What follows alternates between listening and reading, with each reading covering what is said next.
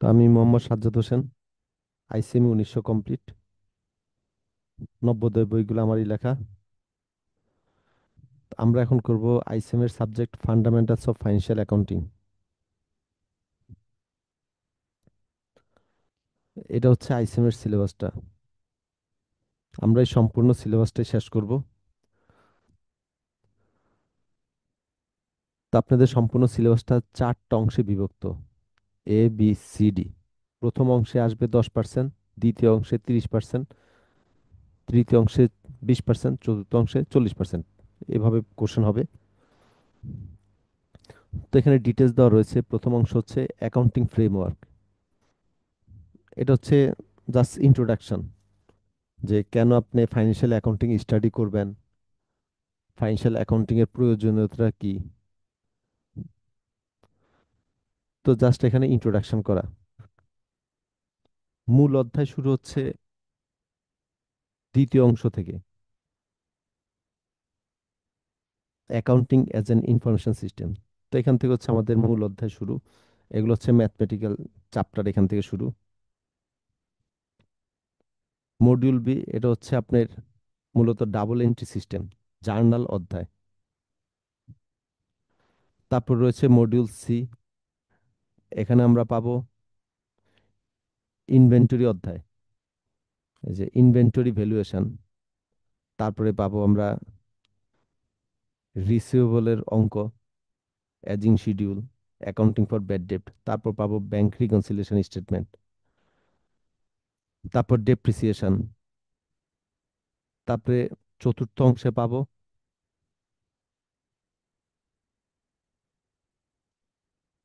Multiple step income statement. তারপরে statement of financial position, statement of changes in equity, statement of cash flow এবং basic financial ratio. মূলত এই হচ্ছে আপনাদের সিলেবাসটা। তো এখানে যে যে অধ্যায় রয়েছে সবগুলো আমরা শেষ করব। এখানে কিছু অধ্যায় রয়েছে ইম্পর্টেন্ট, প্রায় সবসময় পরীক্ষায় কোশ্চেন আসে। আর কিছু কিছু অধ্যায় রয়েছে কম ইম্পর্টেন্ট, মাঝে মাঝে আসে, মাঝে মাঝে আসে না। তো যেই অধ্যায়গুলো বেশি ইম্পর্টেন্ট সেগুলো আমরা আগে শেষ করব, যেন সেগুলো আপনারা বেশি সময় ধরে রিভাইজ করতে পারেন। আর যেগুলো কম ইম্পর্টেন্ট সেগুলো আমরা পরে শেষ করব। আজকে আমরা এই অধ্যায়টা দিয়ে শুরু করব।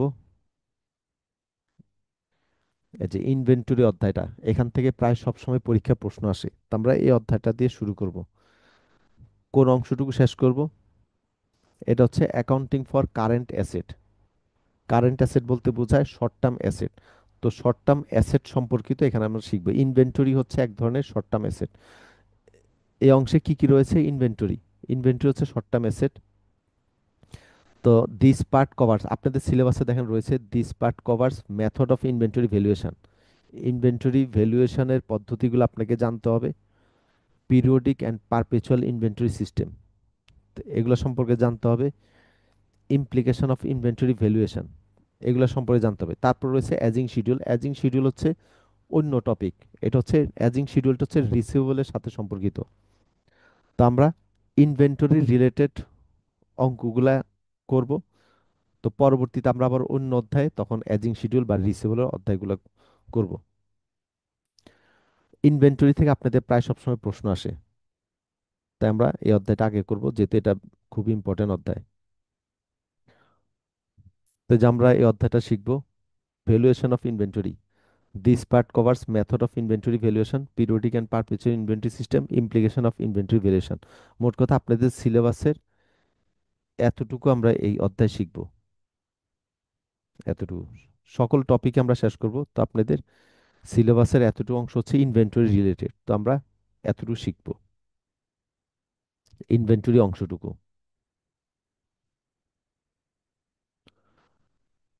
তো শীটের শুরুতে আমার পরিচয় দেওয়া রয়েছে, যে আমার নাম সাজ্জাদ হোসেন, আইসিএম 1900 কমপ্লিট।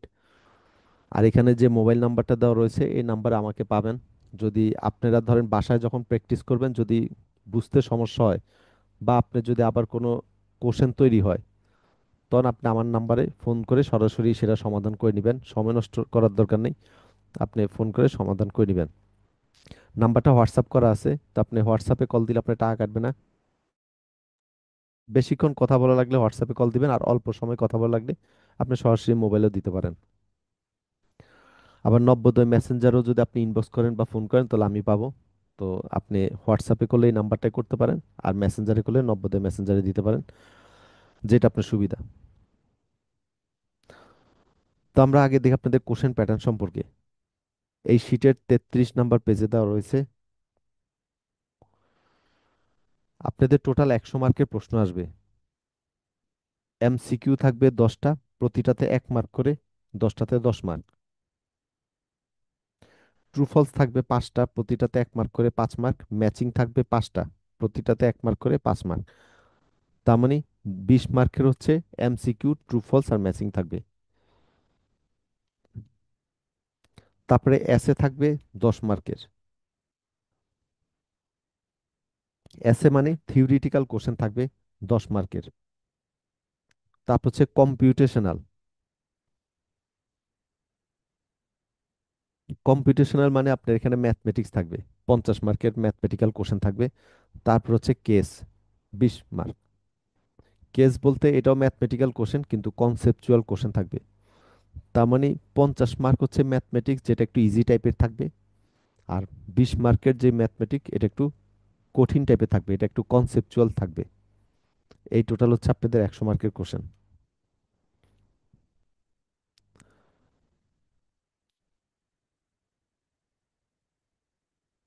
তো এখানে একটা মডেল কোশ্চেন দেওয়া রয়েছে, ঠিক এই টাইপেরই কোশ্চেন পাবেন পরীক্ষায়। 100 মার্ক। প্রশ্ন পড়ার জন্য পাবেন 15 মিনিট, আর লেখার জন্য পাবেন 180 মিনিট। তার মানে আপনি প্রশ্ন অ্যান্সার করার জন্য 3 ঘন্টা সময় পাবেন, আর প্রশ্নটা পড়ার জন্য 15 মিনিট সময় পাবেন। তার মানে আপনাকে টোটাল 3 ঘন্টা 15 মিনিট সময় দেওয়া হবে।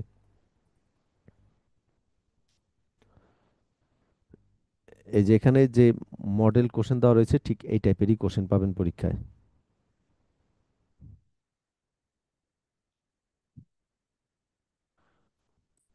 তো আমরা মূল আলোচনায় যাই চ্যাপ্টারের। আমরা শিখব ভ্যালুয়েশন অফ ইনভেন্টরি, যে আপনাদের সিলেবাসের এই অংশটুকু। এই this part covers method of inventory valuation, periodic and perpetual inventory system, implication of inventory valuation, এতটুকু আমরা শিখব এই অধ্যায়ে। তো এই অধ্যায়টা এক ক্লাসে শেষ হবে না, কয়েকটা ক্লাস জুড়ে শেষ হবে। ইনভেন্টরি বলতে কি বোঝায়? তো আইসিএম এর ক্ষেত্রে আপনাকে করতে হবে, শুধু আইসিএম না, সকল প্রফেশনাল প্রতিষ্ঠানে আপনি যখন ফাইন্যান্সিয়াল অ্যাকাউন্টিং গুলো করবেন আপনাকে আইএস এবং আইএফআরএস দিয়ে অঙ্ক করতে হবে। আপনি যে কোনো পদ্ধতিতে অঙ্ক করলে হবে না। আইএস এবং আইএফআরএস এর যেভাবে রয়েছে ঠিক সেভাবে করতে হবে। আইএস বলতে বোঝায় ইন্টারন্যাশনাল অ্যাকাউন্টিং স্ট্যান্ডার্ড, আর আইএফআরএস বলতে বোঝায় ইন্টারন্যাশনাল ফাইন্যান্সিয়াল রিপোর্টিং স্ট্যান্ডার্ড। আন্তর্জাতিকভাবে কিছু রুল নির্দিষ্ট করা রয়েছে। তো সেই রুলগুলাতে আপনাকে যেভাবে সমাধান করতে বলা রয়েছে আপনি ঠিক সেভাবে সমাধান করবেন, আপনি অন্য কোনো পদ্ধতিতে করতে পারবেন না। আমরা জানি একটা অঙ্ক কয়েক পদ্ধতিতে করা যায়, কিন্তু আপনি আইসিএমএতে এভাবে করলে হবে না। যেভাবে আইএস আইএফআরএস এ বলা রয়েছে আপনাকে ঠিক সেভাবে করতে হবে। আইএস 2 তে ইনভেন্টরি সম্পর্কিত আলোচনা করা রয়েছে। তো কাজে আমরা আইএস 2 অনুযায়ী ইনভেন্টরি অঙ্কগুলো করব। তো ইনভেন্টরি বলতে কি বোঝায়? As per IS 2, inventories are asset that are, IS 2 অনুযায়ী হচ্ছে ইনভেন্টরি এক ধরনের অ্যাসেট, যেটা এখানে 3টা ডেফিনেশন দেওয়া রয়েছে। এতে বলা রয়েছে held for sale in the ordinary course of business. তো ইনভেন্টরি হচ্ছে সেই ধরনের সম্পদ বা অ্যাসেট যেটা বিক্রয়ের উদ্দেশ্যে রাখা হয়। তার মানে আপনি বিক্রয়ের উদ্দেশ্যে যা রাখছেন সেটা হচ্ছে ইনভেন্টরি। ধরেন আপনি একটা মোবাইল পারচেস করলেন, মোবাইলটা আপনি ব্যবহার করার জন্য রাখলেন, এটা বিক্রয়ের উদ্দেশ্যে রাখেন নাই, এটা ব্যবহার করবেন। তো এটাকে আমরা ইনভেন্টরি বলবো না। কিন্তু মোবাইল শোরুম যে মোবাইলটা রাখলো বিক্রয়ের উদ্দেশ্যে, সেটাকে আমরা ইনভেন্টরি বলবো, কারণ মোবাইল শোরুম মোবাইলটা রাখলোই বিক্রি করার জন্য। তো তাদের ক্ষেত্রে মোবাইলটি ইনভেন্টরি, কিন্তু আপনার জন্য মোবাইলটি ইনভেন্টরি না, কারণ আপনি তো এটা ব্যবহার করার জন্য রাখলেন। আবার ধরেন আপনি মোবাইলটা 5 বছর ব্যবহার করলেন, পুরাতন হয়ে গেছে, এখন আপনি বিক্রি করবেন মোবাইলটা, এখন আপনি বিক্রয়ের উদ্দেশ্যে রাখলেন। এখন কি এটাকে আমরা ইনভেন্টরি বলবো কিনা? তো এখনো এটাকে আমরা ইনভেন্টরি বলবো না, কারণ এটা আপনার ব্যবসা হইতে হবে।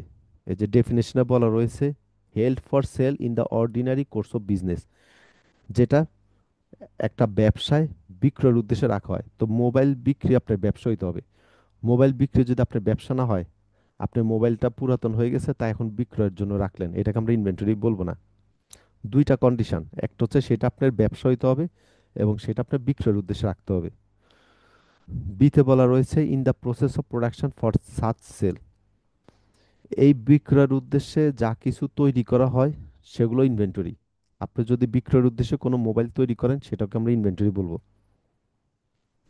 সিতে বলা রয়েছে in the form of material or supplies to be consumed in the production process or in the rendering of services.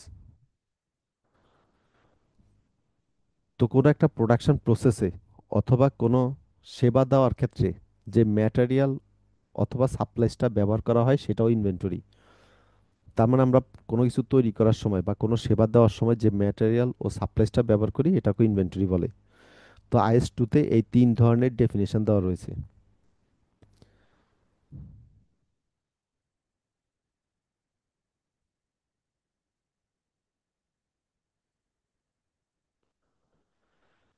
তারপর হচ্ছে টাইপস অফ ইনভেন্টরি।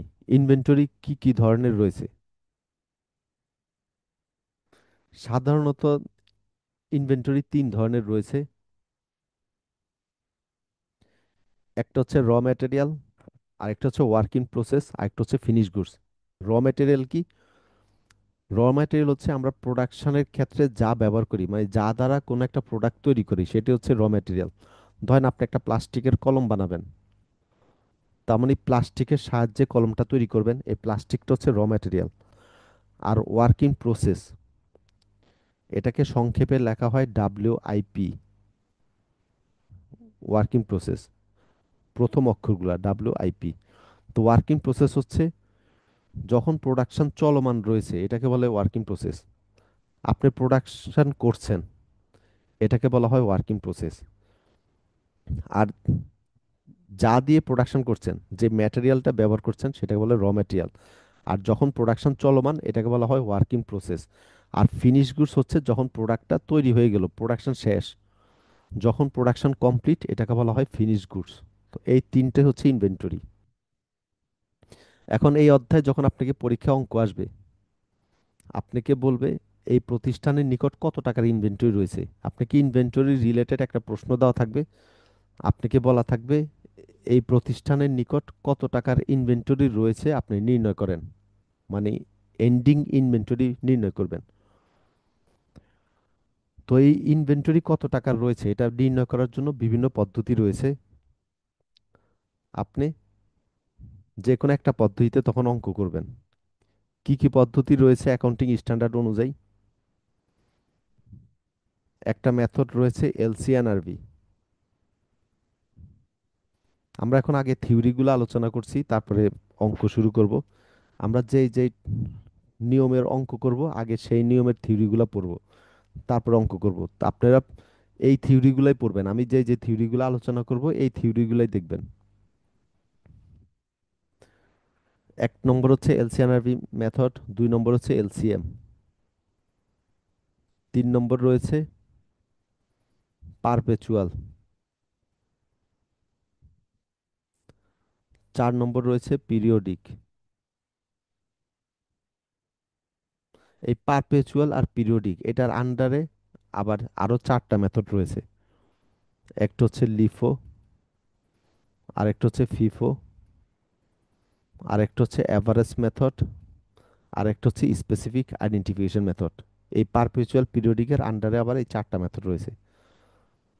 আরেকটা মেথড রয়েছে রিটেল ইনভেন্টরি।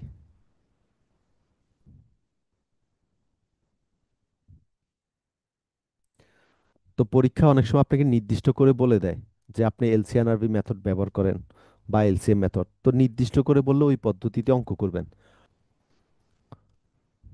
তো আমরা আজকে LCNRV মেথডের অঙ্ক করব, নেক্সট ক্লাসে করব LCM আর পারপেচুয়াল মেথডের অঙ্ক, তার পরবর্তী ক্লাসে করব পিরিয়ডিক আর রিটেল ইনভেন্টরি পদ্ধতির অঙ্ক।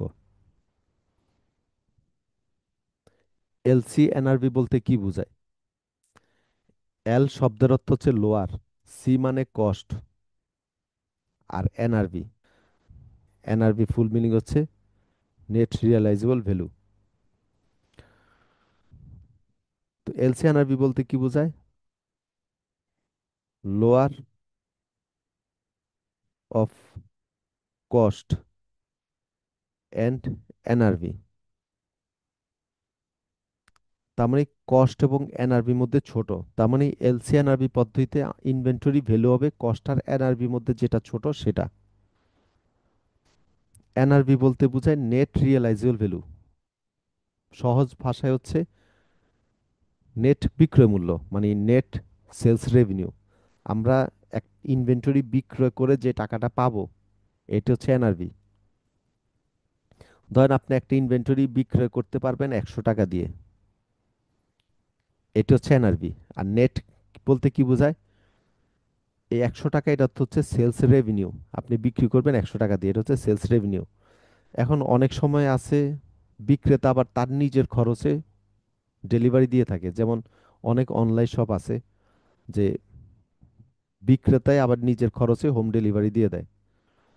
ধরেন আপনি 100 টাকা দিয়ে একটা ইনভেন্টরি বিক্রি করলেন, আবার আপনি নিজের খরচেই কাস্টমারের বাসায় হোম ডেলিভারি দিলেন। তো তার জন্য আপনার খরচ হলো 20 টাকা। তার মানে এটা হচ্ছে সেলস কস্ট কত? 20 টাকা। তার মানে নেট সেল কত? নেট সেল হচ্ছে 80 টাকা। আপনি 100 টাকা দিয়ে বিক্রি করে 20 টাকা আবার ডেলিভারির জন্য খরচ করলেন। তার মানে প্রকৃতপক্ষে কত টাকা দিয়ে বিক্রি করা হলো? 80 টাকা। এটাকেই বলা হয় এনআরভি। এনআরভি আমরা কিভাবে নির্ণয় করতে পারি? সেলস রেভিনিউ থেকে সেলিং এক্সপেন্সগুলোকে মাইনাস করি। তো আপনি যখন একটা ইনভেন্টরি পারচেস করলেন, সেই ক্রয় মূল্য আর এটার এনআরভি এই দুইটার মধ্যে যেটা ছোট সেটাই আপনি ইনভেন্টরি মূল্য বিবেচনা করবেন। তো আমরা এই রিলেটেড অঙ্ক দেখি।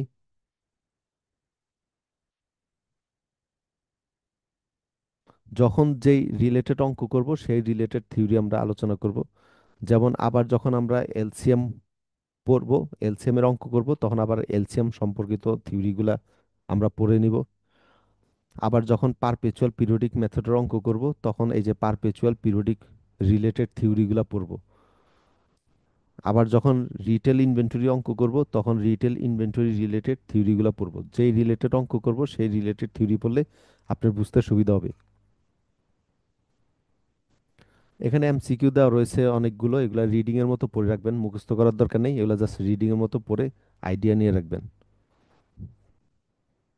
তো এখানে একটা ম্যাচিং দেওয়া রয়েছে, মানে বাম পাশে কিছু কোশ্চেন, ডান পাশে কিছু অ্যান্সার, কোনটার অ্যান্সার কোনটা এটা ম্যাচ করবেন। তো এগুলো দেখে রাখবেন, এগুলো আইডিয়ার জন্য, মুখস্থ করার দরকার নেই।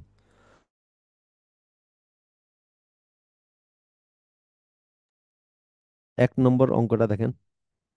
আগে প্রশ্ন পড়ি তারপরে নিয়ম শিখা দিচ্ছি। The following information relates to inventories of XY limited. নিচের তথ্যগুলা এক্সওয়াই লিমিটেডের ইনভেন্টরির সাথে জড়িত। তো যখন বললো এটা ইনভেন্টরির সাথে জড়িত, তার মানে বুঝবেন এই অধ্যায়ের অঙ্ক আসছে। কোন অধ্যায়ের অঙ্ক? ইনভেন্টরি অধ্যায়ের অঙ্ক। তারপর করবেন কি, এই রিকোয়ারেডে আগে পড়বেন। আপনারা করেন কি, প্রশ্ন পেয়ে প্রশ্নটাকে আগে পড়েন। তা আমরা করি কি, প্রশ্নটাকে আগে পড়ি না, সবার আগে করি কি রিকোয়ারেড পড়ি। রিকোয়ারেড পড়ি কেন? আপনাকে কি বের করতে বলছে সেটা আগে আমরা দেখে নিই, তারপরে আমরা প্রশ্নটাকে ওইভাবে বিবেচনা করি। যে সবার আগে আপনাকে বুঝতে হবে এখান থেকে আপনি কি নির্ণয় করবেন, তারপর প্রশ্নটাকে ওইভাবে চিন্তা করে করে পড়বেন। এখানে বলা রয়েছে calculate the carrying amount of inventories as at 31 December 2021 as per IS 2 inventories. ওই যে বলাই রয়েছে আইএস 2 অনুযায়ী নির্ণয় করেন, কারণ ইনভেন্টরি সম্পর্কিত যে রুলসগুলা এগুলা আইএস 2 তে উল্লেখ করা রয়েছে। এই আইএস এগুলো আমি আপনাকে পিডিএফ দিয়ে দিব, তখন দেখে নিয়েন যে আইএস 2টা দিয়ে দিব। যে অধ্যায়ের আমরা অঙ্ক করব ওই রিলেটেড আইএস পিডিএফটা আপনাদেরকে দিয়ে দিব।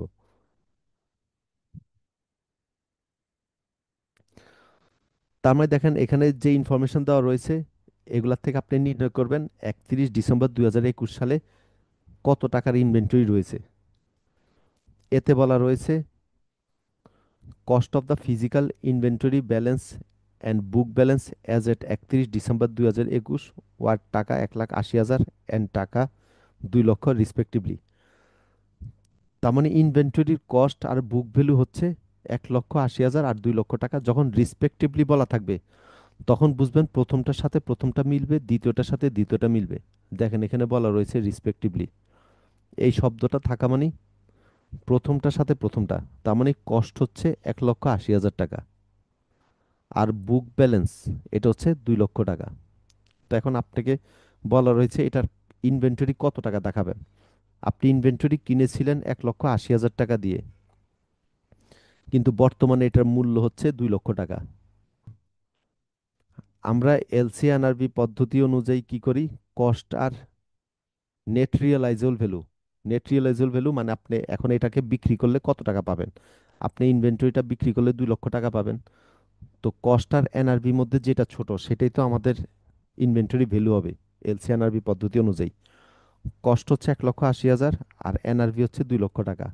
তার মানে কোনটা কনসিডার করব, 1,80,000 টাকা। তাই দেখেন এইটাই বসালাম, কস্ট অফ ইনভেন্টরি কত হবে, 1,80,000 টাকা। তাই আমরা এটা বসালাম। যদি হয়তো 1,80,000 আর বুক ভ্যালু হয়তো ধরেন এখানে 1,60,000, তাহলে আমরা কিন্তু আবার 1,60,000 বসাতাম, মানে যেটা ছোট সেটা। বিতে বলা রয়েছে নেট রিয়েলাইজেবল ভ্যালু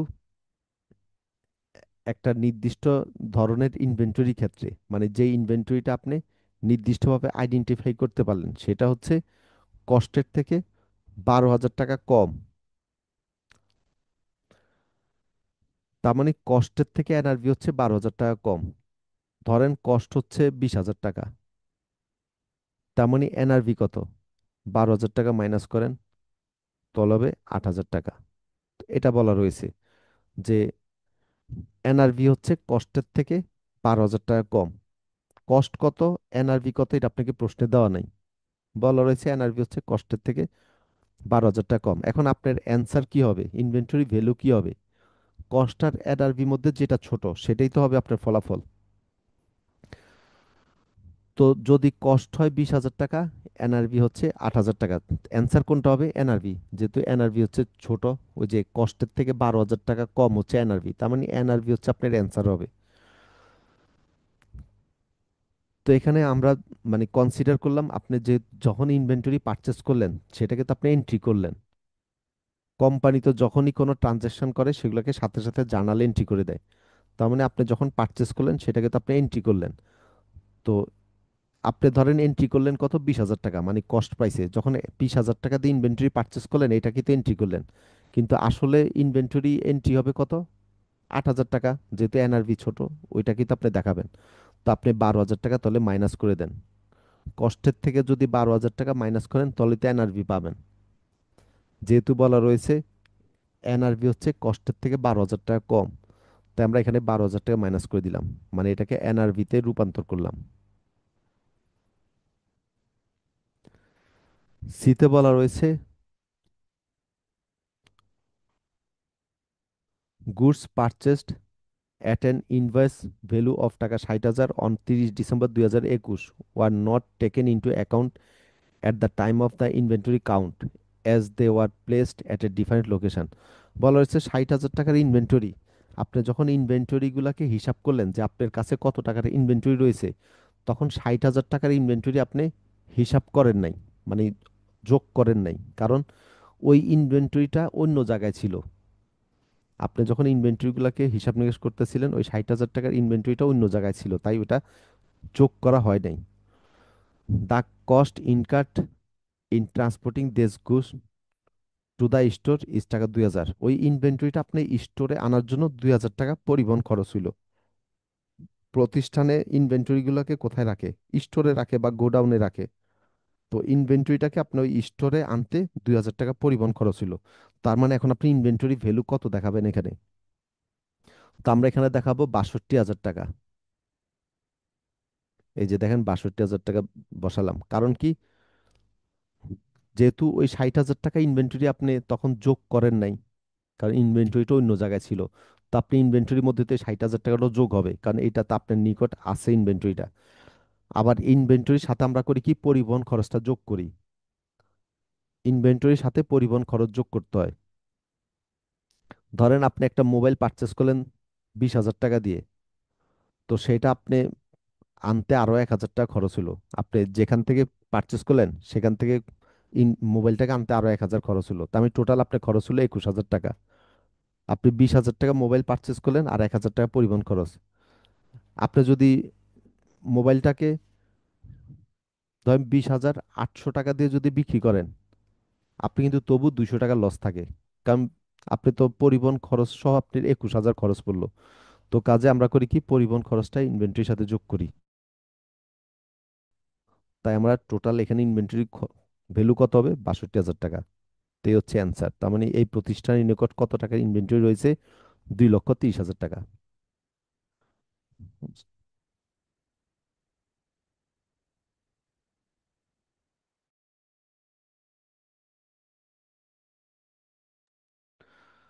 2 নম্বর অঙ্ক দেখেন। এটা জানুয়ারি 25-এ এসেছিল, 1 নম্বরটার মতোই।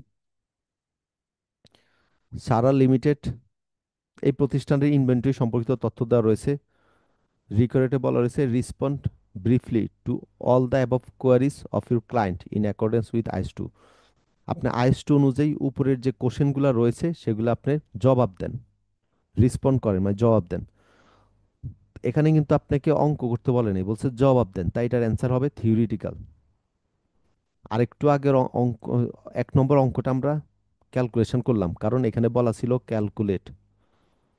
প্রশ্নের ধরন আপনাকে বুঝতে হবে। 1 নম্বরে বলা ছিল ক্যালকুলেট, তাই দেখেন আমরা এটা অঙ্কের মতো করলাম, ক্যালকুলেশন করে করলাম। 2 নম্বরে বলা রয়েছে রিসপন্স করেন, মানে জবাব দেন।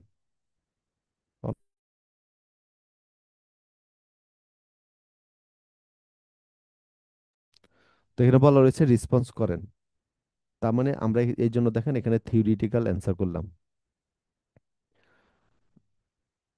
এতে বলা রয়েছে fabric included in year end inventory includes fabric been shipped from USA on FOB terms.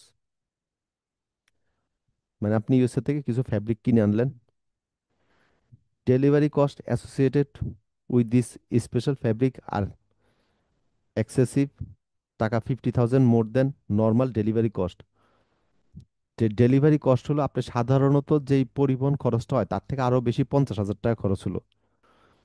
But are required urgently for seamless production. তো এই ফ্যাব্রিকটা আর কি আপনার প্রোডাকশনের জন্য খুব জরুরি। ক্যান দিস টাকা 50,000 be included in the inventory value at year end. তো আপনি এই 50,000 টাকা কি ইনভেন্টরির সাথে যোগ করবেন কিনা। এই যে আপনি যে, আমরা তো জানি পরিবহন খরচটা ইনভেন্টরির সাথে যোগ হয়। এই 50,000 টাকা হচ্ছে আপনি সাধারণত যতটুকু পরিবহন খরচ হয় তার থেকে আরো অতিরিক্ত লাগলো। তো এই 50,000 টাকা কি ইনভেন্টরির সাথে যোগ করবেন কিনা। আপনি বলবেন হ্যাঁ, yes it should be included in the inventory. তো এটা ইনভেন্টরির সাথে যোগ করতে হবে, কারণ কি, অ্যাজ পার IS 2.10। তো আপনি IS 2.10 এগুলো লেখা লাগবে না। IS 2 এর 10 নম্বর প্যারাতে আর কি উল্লেখ করা রয়েছে, the value of inventory should include all cost of purchase, cost of conversion and other cost incurred in bringing the inventory to their present location and condition। IS 2 এর 10 নম্বর প্যারা অনুযায়ী ইনভেন্টরি ভ্যালুর সাথে যুক্ত করা হয় সকল ক্রয় মূল্য, সকল কনভার্সন কস্ট। কনভার্সন কস্ট বলতে বোঝায় লেবার এবং ওভারহেড কস্ট, এবং অন্যান্য সকল কস্ট যেটা একটা ইনভেন্টরিকে, মানে ইনভেন্টরিকে নিয়ে আসতে যে খরচগুলো হয় সকল খরচই যুক্ত করতে হয়। আপনার লোকেশনে ইনভেন্টরিটাকে আনার জন্য যত ধরনের খরচ রয়েছে সবগুলোই যোগ করবেন। তো দেখেন পরিবহন খরচ সেটা যত টাকাই হোক আপনি যোগ করবেন। তো এটা আমরা যোগ করে দিলাম। তো অ্যান্সার হচ্ছে Das the 50,000 can be included in the cost of the fabric. তাই 50,000 টাকা যোগ করতে হবে। আপনি মেন অ্যান্সার কিন্তু এইটা, আপনি পরীক্ষায় এত কথা লিখতে না পারলে এটা লিখে দিবেন যে হ্যাঁ, 50,000 টাকা এটা ইনভেন্টরির সাথে যুক্ত করতে হবে।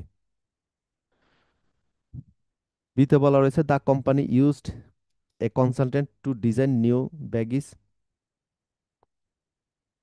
এট এ টোটাল কস্ট অফ টাকা 30,000। মানে সে একটা কনসালটেন্ট নিয়োগ করলো যে নতুন একটা ব্যাগিজের ডিজাইন করার জন্য। তো তার জন্য খরচ হলো 30,000 টাকা, কনসালটেন্ট ফি হিসাবে আর কি। যাকে কনসালটেন্ট হিসেবে নিয়োগ দিল তাকে ফি দিল 30,000 টাকা। The baggies were completed by year end at a total production cost of টাকা 5 লাখ। এই ব্যাগিজটা তৈরি করতে প্রোডাকশন কস্ট হলো 5 লক্ষ টাকা। Can the consultant fee B included in the inventory valuation? এই কনসালটেন্ট ফিটা কি ইনভেন্টরির সাথে যুক্ত হবে কিনা? প্রোডাকশন কস্ট 5 লক্ষ টাকা তো যোগ হবে, যেহেতু ইনভেন্টরিটা দিয়ে আপনার প্রোডাকশন করতে 5 লক্ষ টাকা লাগলো। আর কনসালটেন্ট ফি ওই 30,000 টাকাটাও কি ইনভেন্টরির সাথে যোগ হবে কিনা? তো আপনি বলবেন যোগ হবে, কারণ ওই যে আমরা জানি যে ইনভেন্টরির সাথে ওই যে সকল ধরনের খরচ যোগ হয়, all cost of purchase, conversion cost, other cost, সবগুলোই ইনভেন্টরির সাথে যোগ হয়, তো এটাও যোগ হবে। সিতে বলা রয়েছে fabrics x used in the production of T shirt. একটা টি শার্টে ফ্যাব্রিক এক্স ব্যবহার করা হয়, ইজ ভ্যালুড এট টাকা 50 per metre, but can only be sold at টাকা 35 পার মিটার। এই যে এই ফ্যাব্রিক, এটার কস্ট হচ্ছে প্রতি মিটারে 50 টাকা, আর এটার সেলিং প্রাইস হচ্ছে প্রতি মিটারে 35 টাকা। তো দেখেন, কস্ট হচ্ছে 50 টাকা, সেলিং প্রাইস হচ্ছে 35 টাকা। তো আমরা জানি কস্ট আর এনআরবির মধ্যে ছোটটা হবে ইনভেন্টরি ভ্যালু। এখানে কস্ট কত? 50 টাকা। এনআরবি কত? 35 টাকা, ওই যে নেট বিক্রয় মূল্য। ছোট কোনটা? 35 টাকা। তার মানে 35 টাকা কিন্তু আপনার ইনভেন্টরি ভ্যালু হওয়ার কথা। কস্ট হচ্ছে 50, এনআরবি হচ্ছে 35, ছোট কোনটা? 35, এটা হচ্ছে ইনভেন্টরি ভ্যালু হওয়ার কথা। কিন্তু এখানে ইনভেন্টরি ভ্যালু হবে 50 টাকা, 35 টাকা হবে না। কেন 50 টাকা হবে? কারণ নিয়ম হচ্ছে, আপনি ওই ইনভেন্টরিটা দিয়ে যে প্রোডাক্ট তৈরি করবেন, সেই প্রোডাক্টের কস্ট যদি ছোট হয় তাহলে কস্ট হবে অ্যান্সার। আমরা তো জানি কস্ট আর এনআরবির মধ্যে যেটা ছোট সেটা হবে অ্যান্সার। কিন্তু আপনি ওই ইনভেন্টরিটা দিয়ে যে প্রোডাক্ট তৈরি করবেন, সেই প্রোডাক্টের কস্ট যদি আবার এনআরবির থেকে ছোট হয়, তাহলে কস্টটাকেই আপনি বিবেচনা করতে হবে, যেহেতু ওই যে এনআরবি আর কস্টের মধ্যে ছোটটা। তো দেখেন, এখানে আমরা ওই ফ্যাব্রিক এক্স দ্বারা টি শার্ট তৈরি করতেছি। টি শার্টের এনআরবি হচ্ছে 100 টাকা, কস্ট হচ্ছে 37 টাকা, ছোট কোনটা? 37 টাকা। তার মানে অ্যান্সার কোনটা হয়? ওই যে এনআরবি বড়, কস্ট ছোট, কস্ট হওয়ার কথা। তার মানে এই কস্ট হবে অ্যান্সার 50 টাকা। টি শার্টের 36 টাকা কিন্তু অ্যান্সার হবে না, কারণ ইনভেন্টরি এখানে কত? ইনভেন্টরি হচ্ছে ফ্যাব্রিক এক্স, টি শার্ট তো হচ্ছে ফিনিশ গুডস। আপনাকে বের করতে বললো, দেখেন ফ্যাব্রিক এক্স কত টাকা হবে ফাইন্যান্সিয়াল স্টেটমেন্টে, তো ফ্যাব্রিক এক্স এটা কিন্তু ইনভেন্টরি। আর টি শার্ট হচ্ছে ফিনিশ গুডস, টি শার্ট কিন্তু ইনভেন্টরি না। তো আমরা ইনভেন্টরি ভ্যালু বের করতেছি, তার মানে অ্যান্সার কত হবে? 50 টাকা। অ্যান্সার কিন্তু এখানে 35 টাকা হবে না। যদি আপনাকে এই কথাগুলো বলা না থাকতো, যে ওই ফ্যাব্রিক দ্বারা আপনি টি শার্ট তৈরি করতেছেন, টি শার্টের ক্রয় মূল্য এত, বিক্রয় মূল্য এত, এগুলো বলা না থাকলে আপনার অ্যান্সার হইতো 35 টাকা। এই কস্ট আর এনআরবির মধ্যে যেটা ছোট সেটা হইতো অ্যান্সার। যেহেতু এখানে ফিনিশ প্রোডাক্ট দেওয়া আছে, তখন আপনাকে দেখতে হবে সেটার মধ্যে ছোট কোনটা কস্ট আর এনআরবির মধ্যে, সেইটার যেটা ছোট ওইটাকে আপনি কনসিডার করবেন। তার মানে এখানে অ্যান্সার কত? 50 টাকা। এই জন্য এটা বলা রয়েছে fabrics x should be valued at cost. Fabric x এটা কত হবে? কস্ট হবে, এই যে 50 টাকা। 3 নম্বরটা দেখেন, এখানে ওমেগা কোম্পানির নিচের ইনভেন্টরি গুলো দেওয়া রয়েছে। দেখেন পার্ট নাম্বার, কি কি ধরনের ইনভেন্টরি, মানে 110 নম্বর আইটেমের ইনভেন্টরি, 11 নম্বর কতটুকু কোয়ান্টিটি, প্রতি ইউনিটের কস্ট কত, প্রতি ইউনিটের এনআরভি কত, এগুলো দেওয়া রয়েছে। এখানে 113 এটার উপর এ দেওয়া রয়েছে। এতে এখানে ইম্পর্টেন্ট তথ্য দেওয়া রয়েছে। এখানে বলা রয়েছে পার্ট নং 113 ইজ অবসোলেট। 113 নম্বরের যে আইটেমটা, এটা পুরাতন হয়ে গেছে। And has a realisable value of টাকা 208 ইচ অ্যাজ স্ক্র্যাপ। এটার রিয়েলাইজেবল ভ্যালু হচ্ছে 208 টাকা স্ক্র্যাপ হিসাবে। প্রত্যেকটা ওয়ার্ড বুঝে বুঝে অঙ্ক করবেন। এখানে দেখেন 113 নম্বর যে আইটেম, এটার এনআরভি দেওয়া রয়েছে 212 টাকা। তার মানে আপনি এটা বিক্রি করে 212 টাকা পাওয়ার কথা। এনআরভি মানে তো আমরা নেট যেটা বিক্রি করে যে মূল্যটা পাই সেটা। তার মানে এটা আপনি বিক্রি করে 212 টাকা পাওয়ার কথা, কিন্তু এখানে বলা রয়েছে এটার রিয়েলাইজেবল ভ্যালু, মানে এটা আপনি এখন বিক্রি করতে পারবেন 208 টাকা দিয়ে। এটা হচ্ছে স্ক্র্যাপ অনুযায়ী। স্ক্র্যাপ বলতে কি বোঝায়? কোনো একটা প্রোডাক্টের কোয়ালিটি খারাপ হওয়ার কারণে বা পুরাতন হওয়ার কারণে যখন আপনি অরিজিনাল মূল্য থেকে কম মূল্যে বিক্রি করবেন, এটাকে বলে স্ক্র্যাপ। ধরেন আপনার হাতে একটা মোবাইল রয়েছে, এই মোবাইলটা আপনি 20,000 টাকা দিয়ে বিক্রি করতে পারবেন। এখন মোবাইলটা হাত থেকে পড়ে ডিসপ্লেটা নষ্ট হয়ে গেল, ডিসপ্লেটা ভেঙে গেল হাত থেকে পড়ে। এখন কিন্তু আর 20,000 টাকা দিয়ে বিক্রি করতে পারবেন না। এখন ধরেন এটাকে 12,000 টাকায় বিক্রি করতে পারবেন। ডিসপ্লেটা না ভাঙলে আপনি 20,000 টাকা দিয়ে বিক্রি করতে পারতেন, আর ডিসপ্লে ভাঙার কারণে 12,000 টাকা বিক্রি করবেন। তো এই 12,000 টাকা হচ্ছে স্ক্র্যাপ ভ্যালু। তো এখানে দেখেন এই আইটেমটার বিক্রয় মূল্য ছিল 212 টাকা। এটা পুরাতন হওয়ার কারণে 208 টাকা দিয়ে বিক্রি করতে পারবেন এখন। তো এই জন্য এটাকে বলা হচ্ছে স্ক্র্যাপ। এখন আমরা এটার এনআরভি কনসিডার করব কত? 208 টাকা। এই 212 টাকা কনসিডার করব না, এই 208 টাকা কনসিডার করবেন। তো এখন আপনাকে বললো determine the value of inventory to be reported as of December 31, 2023 by applying the LCNRV principle as price two. তো আপনি ইনভেন্টরি ভ্যালু নির্ণয় করেন এলসিএনআরবি পদ্ধতিতে। তো আমরা পার্ট নাম্বারগুলো বসালাম, যে যে ইনভেন্টরি রয়েছে সেগুলো। টোটাল কস্ট, টোটাল এনআরভি বসালাম। এখানে প্রশ্নে দেওয়া আছে কস্ট পার ইউনিট, আপনি টোটালে কনভার্ট করে বসাবেন যে প্রতি ইউনিটের কস্ট কত? 95 টাকা। আপনার কাছে রয়েছে 600 ইউনিট, তো টোটাল কত? 600 পূরণ 95। তো আমরা টোটাল কস্ট কনভার্ট করে বসালাম, তার মানে হচ্ছে 57,000 টাকা। আর প্রতি ইউনিটের এনআরভি হচ্ছে 100 টাকা। আপনার হাতে রয়েছে 600 ইউনিট, তার মানে 600 পূরণ 100, তার মানে হচ্ছে টোটাল হচ্ছে 60,000 টাকা হচ্ছে এনআরভি। এখন ইনভেন্টরি ভ্যালু হবে কস্ট আর এনআরবির মধ্যে যেটা ছোট সেটা। ছোট কোনটা? এখানে দেখেন 57,000 টাকা। 60,000 থেকে 57,000 ছোট। এটাই হচ্ছে আমাদের ইনভেন্টরি ভ্যালু। পরেরটা দেখেন, 111 নম্বর পার্ট। এখানে প্রতি ইউনিটের কস্ট হচ্ছে 80 টাকা, হাতে রয়েছে 500 ইউনিট। তো 500 পূরণ 80 গুণ করলে আমরা পাই টোটাল কস্ট হচ্ছে 40,000 টাকা। আর এনআরভি প্রতি ইউনিটের দেওয়া রয়েছে 76 টাকা, আপনার হাতে রয়েছে 500 ইউনিট, তার মানে 500 পূরণ 76, টোটাল হচ্ছে 38,000 টাকা। এখন ছোট কোনটা? 40,000 আর 38,000 মধ্যে ছোট হচ্ছে 38,000। তো এইটা হচ্ছে আমাদের ইনভেন্টরি ভ্যালু।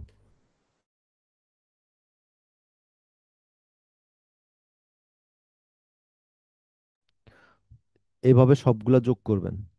এই যে আপনি সবগুলা নির্ণয় করে যোগ করবেন, তাহলে দেখেন 2,81,500।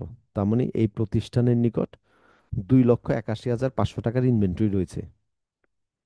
এটি হচ্ছে অ্যান্সার।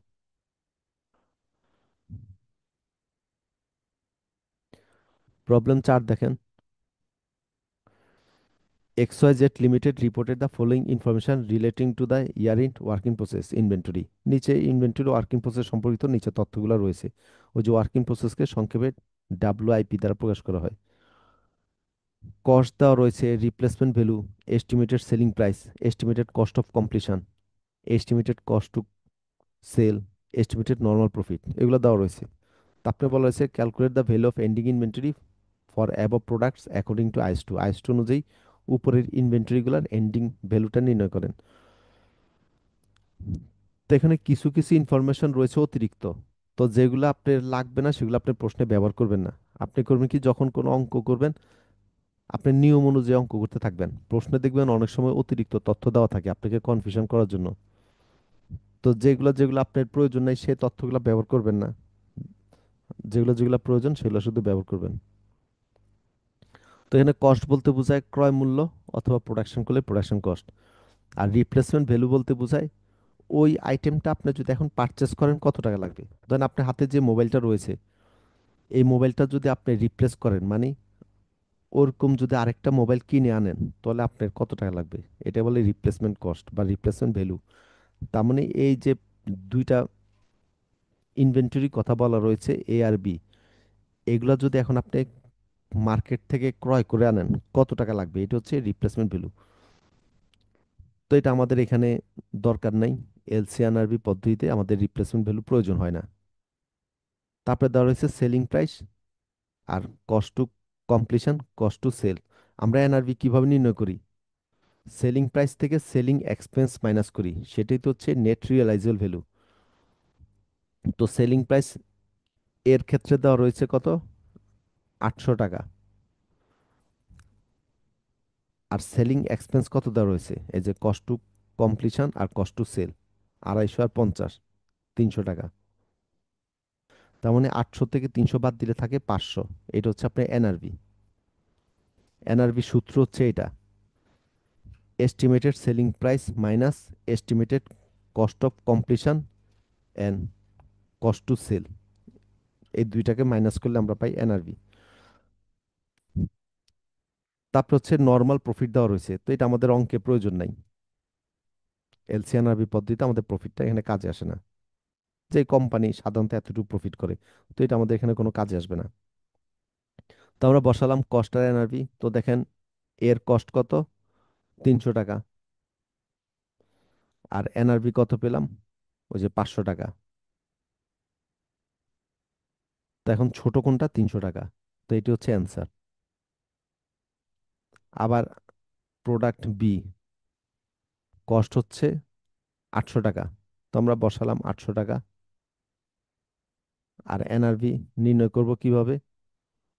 ওই যে সেলিং প্রাইস থেকে সেলিং এক্সপেন্সগুলো মাইনাস করেন। সেলিং প্রাইস হচ্ছে 1000 টাকা, আর সেলিং এক্সপেন্স কত দেওয়া রয়েছে? 190 আর 60, তার মানে 250 টাকা। 1000 - 250, তাহলে আমরা পাই 750 টাকা। তো এখন ছোট কোনটা? 800 আর 750-এর মধ্যে ছোট হচ্ছে 750। এটা হচ্ছে আমাদের ইনভেন্টরি ভ্যালু। তাহলে আমরা যোগ করলে টোটাল পাই 1050 টাকা। তার মানে এই প্রতিষ্ঠানের নিকট 1050 টাকার ইনভেন্টরি রয়েছে। 5 নম্বর দেখেন, এটা মে 2023 পরীক্ষা আসলো। তো আমরা ওই রিলেটেড আইসিএমের যে প্রশ্ন আসবে ওগুলো সাথে সাথে সমাধান করব। সিলেবাস অনুযায়ী টপিকের অঙ্কগুলো করব, আবার ওই রিলেটেড যে প্রশ্ন আসবে আইসিএমতে ওগুলো শেষ করলে তাহলে আপনার জন্য বেশি সুবিধা হবে আর কি। তো এই অঙ্কটা হচ্ছে এলসিএনআরবি মেথডের। এটাও দেখেন মে 23 যেটা আসলো। এখানে এক্স ওয়াই জেড লিমিটেডের নিচের ইনভেন্টরি তথ্যগুলো দেওয়া রয়েছে। তো দেখেন সবগুলো বুঝবেন কেমনি? এই অধ্যায়ের অঙ্ক সবগুলো দেখেন বলা রয়েছে ইনভেন্টরি রিলেটেড তথ্য দেওয়া রয়েছে। এখানে দেওয়া রয়েছে ইলেকট্রনিক আইটেম, আরেকটা দেওয়া রয়েছে প্লাস্টিক আইটেম। দুই ধরনের আইটেম দেওয়া রয়েছে, একটা ইলেকট্রনিক আইটেম। ইলেকট্রনিক আইটেমের মধ্যে দেওয়া রয়েছে television, air condition, fridge. Plastic আইটেমের মধ্যে দেওয়া রয়েছে plastic table, plastic chair. Cost দেওয়া রয়েছে, সেলস দেওয়া রয়েছে, cost to complete and sell. Cost to complete and sell মানে হচ্ছে ওই যে আগের অঙ্কটা দেখেন, এই যে কস্ট টু কমপ্লিশন আর কস্ট টু সেল, এই দুইটাকে একত্রে যোগ করে দেওয়া রয়েছে এখানে, যে কস্ট টু কমপ্লিট আর কস্ট টু সেল এই দুইটাকে একত্রে যোগ করে দেওয়া রয়েছে। তো এখানে আপনাকে বলা রয়েছে calculate the value of ending inventory for above product by individual item, major group and total inventory. তো এই ইনভেন্টরিগুলার আপনি ভ্যালু নির্ণয় করেন। একটা হচ্ছে ইন্ডিভিজুয়াল আইটেম এই পদ্ধতিতে। ইন্ডিভিজুয়াল আইটেম মানে এই যে আরেকটু আগে আমরা অঙ্কে দেখেন প্রত্যেকটা আলাদা আলাদা নির্ণয় করলাম। এর ক্ষেত্র ইনভেন্টরি ভ্যালু আলাদা নির্ণয় করলাম, বির ক্ষেত্র আলাদা নির্ণয় করলাম। এটাকে বলে ইন্ডিভিজুয়াল আইটেম। আর মেজর গ্রুপ, মেজর গ্রুপ হচ্ছে এখানে দুই ধরনের ইনভেন্টরি দেওয়া রয়েছে। একটা হচ্ছে ইলেকট্রনিক আইটেম, আর একটা হচ্ছে প্লাস্টিক আইটেম। তো ইলেকট্রনিক আইটেমের ভ্যালু নির্ণয় করবেন, আর একটা হচ্ছে প্লাস্টিক আইটেমের। এটা হচ্ছে মেজর গ্রুপ। ধরেন আপনাদের ছেলেদের একটা গ্রুপ, মেয়েদের আরেকটা গ্রুপ। তো এখানে ইলেকট্রনিক আইটেমের একটা গ্রুপ, প্লাস্টিকের আইটেমের একটা গ্রুপ। তো এই দুইটা গ্রুপের ইনভেন্টরি ভ্যালু নির্ণয় করবেন, এটা হচ্ছে মেজর গ্রুপ। আর টোটাল ইনভেন্টরি, টোটাল ইনভেন্টরি মানে সবগুলোকে একত্রে যোগ করে আপনি ইনভেন্টরি ভ্যালু নির্ণয় করবেন, যে টোটাল কত। যেমন যদি আমরা আরেকটু আগে যে অঙ্ক করলাম সেটার যদি টোটালটার ক্ষেত্রে নির্ণয় করতাম তাহলে কি হইতো? দেখেন এখানে টোটাল কস্ট কত? 1100। আর টোটাল এনআরভি কত? 1250।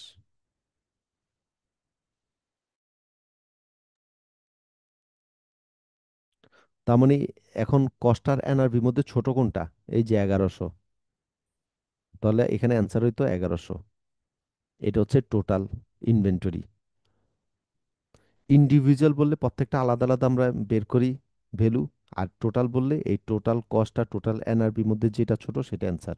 আর মেজর গ্রুপ হচ্ছে এক এক আইটেমের, মানে একই ক্যাটাগরির আইটেমের ক্ষেত্রে আপনি আলাদাভাবে নির্ণয় করবেন। যেমন এখানে ইলেকট্রনিক আইটেম দেওয়া রয়েছে, টেলিভিশন, এয়ার কন্ডিশন, ফ্রিজ। তো ইলেকট্রনিক আইটেম সবগুলোর ক্ষেত্রে আমরা একটা নির্ণয় করব, আর যত প্লাস্টিক আইটেম সেগুলোর ক্ষেত্রে আরেকটা। তো এই হচ্ছে দুইটা গ্রুপ। তো দেখেন সমাধান করি। আমরা বসালাম প্রোডাক্টের নাম, কস্ট, এনআরভি। এনআরভি কিভাবে নির্ণয় করলাম? ওই যে সেল থেকে cost to complete and sell, মানে সেলিং এক্সপেন্স বাদ দিলাম, সেলস রেভিনিউ থেকে সেলিং এক্সপেন্স বাদ দিলাম, তাহলে পেলাম এনআরভি। এখানে সেল দেওয়া রয়েছে 1,20,000, আর কস্ট 20,000, তার মানে হচ্ছে 1,00,000 টাকা। এনআরভি হচ্ছে এখানে 1,00,000 টাকা। তো দেখেন বসালাম 1,00,000 টাকা। তাহলে অ্যান্সার কত হবে? কস্ট আর এনআরবির মধ্যে ছোট কস্ট হচ্ছে 90,000, এনআরবি হচ্ছে 1,00,000। ছোট কোনটা? 90,000। এটা হলো অ্যান্সার। এটা গেল টেলিভিশনের। এখন আবার এয়ার কন্ডিশন দেখেন। এয়ার কন্ডিশনের কস্ট হচ্ছে 2,00,000 টাকা। আর এনআরভি কত? 2,50,000 টাকা হচ্ছে সেলস, আর সেলিং এক্সপেন্স 25,000, তার মানে 2,25,000। 2,50,000 থেকে 25,000 মাইনাস করলে 2,25,000, তার মানে এনআরভি কত? 2,25,000। তো দেখেন বসালাম 2,25,000 এনআরভি, কস্ট 2,00,000। এখন ছোট কোনটা? 2,00,000 টাকা ছোট। এটি হচ্ছে আমাদের ইনভেন্টরি ভ্যালু।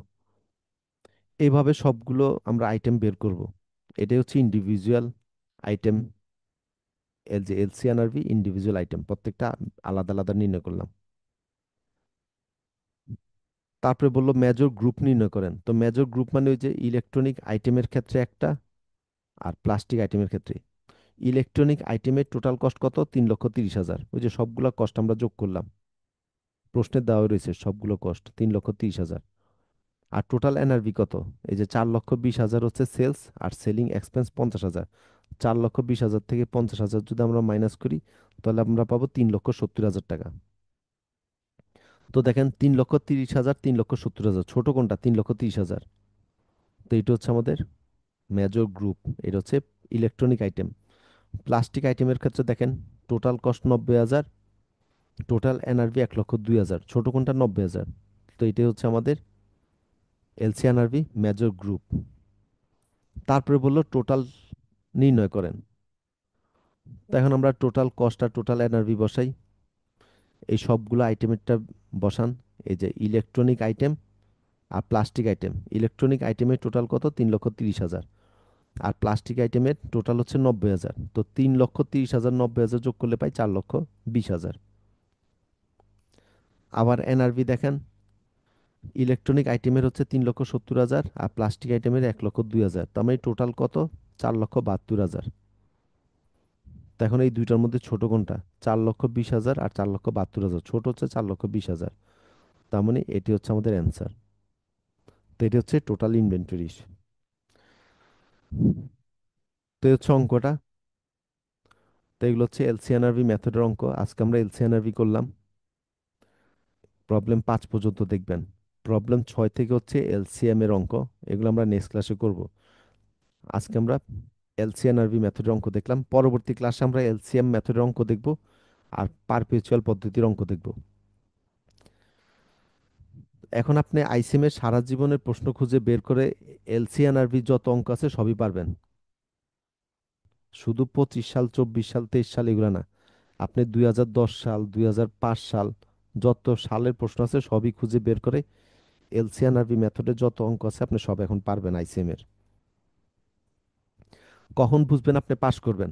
যখন দেখবেন আপনি, ধরেন আমি আপনাকে 5 বছরের অঙ্ক করালাম, আপনি যদি, ধরেন আমি আপনাকে করালাম 20 সাল পর্যন্ত অঙ্ক, আপনি যদি দেখেন 15 সালের অঙ্কগুলো আপনি পারতেছেন, মানে যেগুলো আপনাকে করাই নেই সেগুলো এখন পারতেছেন, তাহলে বুঝবেন আপনি পাশ করবেন। তো কাজে আপনি এখন যে কোনো সালের প্রশ্ন খুঁজে বের করেন, আপনি নিজে এখন সমাধান করতে পারবেন। কোন মেথডের গুলা? এলসি এনআরবি মেথড, কারণ আমরা আজকে এলসি এনআরবি মেথডের অঙ্ক করলাম। তো এই মেথডের সব অঙ্ক এখন আপনি পারবেন। পরবর্তী ক্লাসে আবার যখন অন্য মেথডের অঙ্ক করব, সেগুলো আবার তখন আপনি পারবেন। তো প্রবলেম 5 পর্যন্ত আপনি দেখবেন, নেক্সট ক্লাসে প্রবলেম 6 থেকে করব।